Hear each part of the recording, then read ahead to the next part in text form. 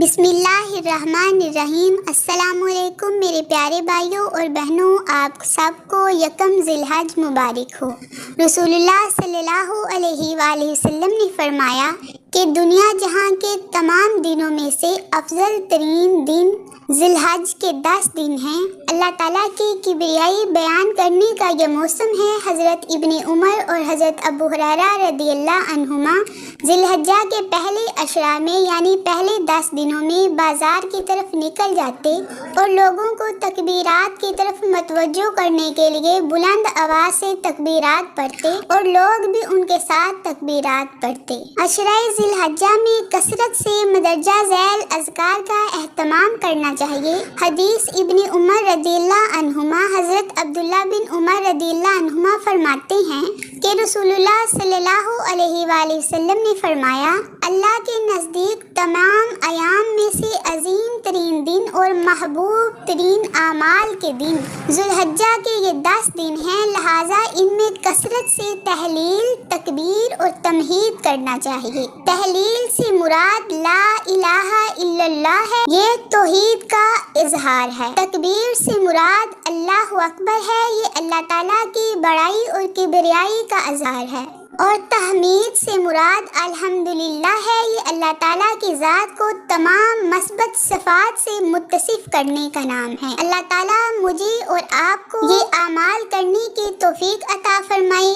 میرے پیارے بھائیوں اور بہنوں، آپ سے گزارش ہے کہ اگر تو آپ چینل پر نئے ہیں تو چینل کو سبسکرائب کر دیں اور ویڈیو کو لائک اور شیئر ضرور کریں۔ اللہ آپ کو جزائے خیر عطا فرمائے، آپ کی تمام نیک حاجات کو پورا فرمائے، آمین ثم آمین، اور مجھے یعنی آپ کی بہن کو اپنے مقصد میں کامیابی عطا فرمائے۔ جزاک اللہ۔ سال کے افضل ترین ایام رسول اللہ صلی اللہ علیہ وآلہ وسلم نے فرمایا، دنیا جہاں کے دنوں میں سب سے افضل ذی الحجہ کے 10 دن ہیں۔ مجمع الزوائد، حدیث صحیح۔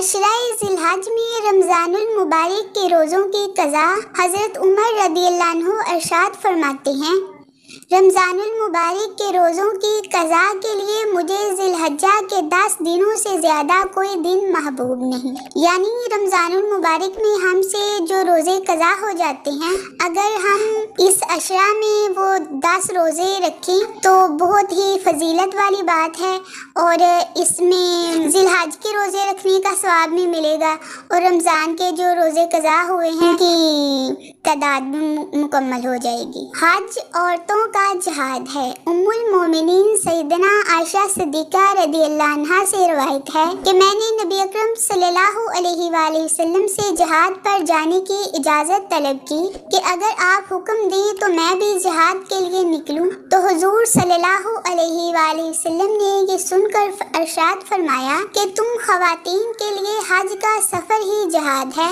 اس لیے تم عورتوں کو جہاد کے لیے نکلنے کی ضرورت نہیں۔ صحیح بخاری۔ فرمانے مصطفیٰ صلی اللہ علیہ وآلہ وسلم، جو اپنے والدین کی وفات کے بعد ان کی طرف سے حج کرے، اللہ تعالیٰ اس کے لیے دوزخ سے آزادی لکھے اور ان دونوں کے واسطے پورے حج کا ثواب ہو جس میں اصلاً کمی نہ ہو۔ سبحان اللہ۔ آخر پر میرے پیارے بھائیوں اور بہنوں، آپ سے دوبارہ سے یہی التجا کر رہی ہوں کہ اگر آپ چینل پر نئے ہیں تو چینل کو سبسکرائب کر دیں، ویڈیو کو لائک کریں، زیادہ سے زیادہ شیئر کریں، اور اگر آپ نے پہلے سے چینل کو سبسکرائب کیا ہوا ہے تو آپ کا بہت شکریہ۔ اللہ تعالیٰ آپ کو بہترین جزا عطا فرمائے اور مجھے اللہ تعالیٰ کامیابی عطا فرمائے۔ مجھے آمین ثم آمین۔ اللہ حافظ۔